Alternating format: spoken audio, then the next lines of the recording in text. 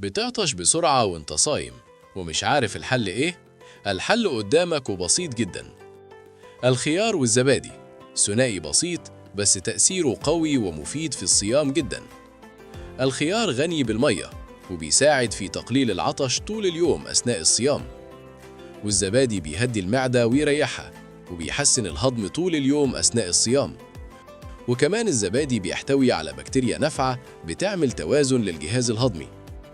الثنائي ده يعتبر دويتو هايل متخصص في تقليل الحموضة وتخفيف الإحساس بالعطش طول اليوم خلال الصيام. أفضل وقت عشان تاكلهم بيكون في السحور قبل الفجر بشوية.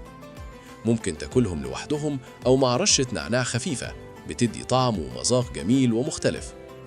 والثنائي ده يعتبر مناسب لكل الناس، وبالأخص الناس اللي بتعطش بسرعة أو الناس اللي معدتها حساسة. معلومة بسيطة بس فايدتها كبيرة. فايدة هاب، فايدة بسيطة بس تأثيرها كبير.